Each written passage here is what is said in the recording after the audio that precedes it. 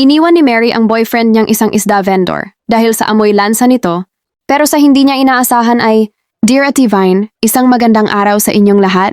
Ang ibabahagi ko ay isang kwento na sana ay mapulutan niyo ng aral, isang kwento na aking isinulat lamang. June, please lang, huwag mo nga akong lapitan. Ang baho-baho mo. Sigaw ni Mary habang tinatakpan ng ilong gamit ang kanyang mamahaling panyo. Nasa gitna sila ng palengke? Si June, suot ang kanyang apron na puno ng kaliskis at bahid ng dugo ng isda, ay may hawak na maliit na cake. Mary, anniversary natin ngayon, malungkot na sabi ni June. Nag-ipon ako para dito. Kahit saglit lang, kain tayo. Kain? Sa itsura mong yan? Pandidiri ni Mary. Ano ka ba, June? Pagod na ako.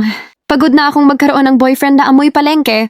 Ang mga kaibigan ko, ang bango ng mga boyfriend nila, nagtatrabaho sa opisina. Ikaw? Habang buhay na lang bang fish vendor? Mary, marangal naman to. Balang araw lalago rin ang pwesto ko. Balang araw? Puro ka pangarap.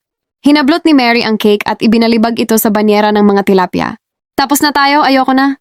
Maghahanap ako ng lalaking kaya akong buhayin nang hindi ako nangangamoy lansa. Tinalikuran ni Mary si June, na iwan, ang binata na pinagtitinginan ng mga kapwa-tindero, luhaan, habang pinupulot ang nasayang na cake sa gitna ng mga isda. Lumipas ang 5 taon.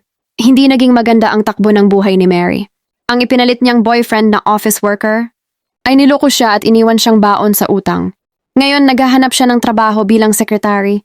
Natanggap siya sa interview sa Blue Ocean Global Exports, ang pinakamalaking kumpanya ng seafood sa Asia. Pagpasok niya sa building, namangha siya, marmolang sahig, napakalamig ng aircon, at amoy lavender ang buong paligid. Ma'am Mary? Tawag ng receptionist. Ready na po si CEO sa conference room. Kayo na po ang susunod para sa final interview. Inayos ni Mary ang kanyang blouse. Kailangan kong makuha to. Ang yaman ng may-ari nito, panigurado. Binuksan niya ang pinto ng conference room.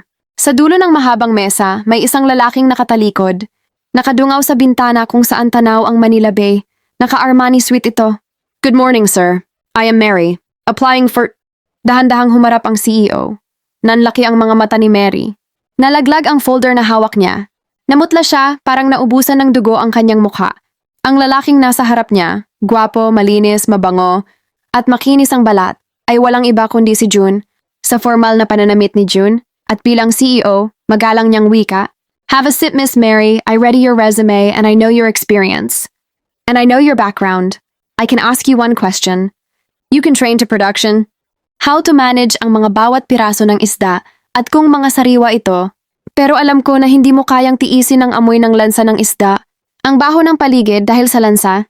Kung kaya't paano kita matatanggap sa kumpanya ko, Miss Mary? Dahil sa pagkabigla ni Mary, sa lahat ng sinabi ni June, wala talaga siyang naintindihan dahil sa lakas ng kabog ng kanyang dibdib at parang gusto na lang niyang mahimatay sa harapan ng lalaki. Maya-maya pa, may pumasok na isang magandang babae at tinawag si June. Babe, may meeting tayo now for another investors immediately. Sabay kiss nito sa labi ni June at lalong hindi na makagalaw pa si Mary. At sabay alis na ang dalawa, naiwan si Mary sa loob ng office ni June na hindi niya alam ang gagawin nito. Maya-maya pa, lumapit ang sekretarya ni June at pinauwi na si Mary at sabi ni sekretarya sa kanya bago ito umalis, bumalik na lang daw po kayo ma'am kapag kaya niyo na tiisin ang amoy lansa ng isda. Salamat po.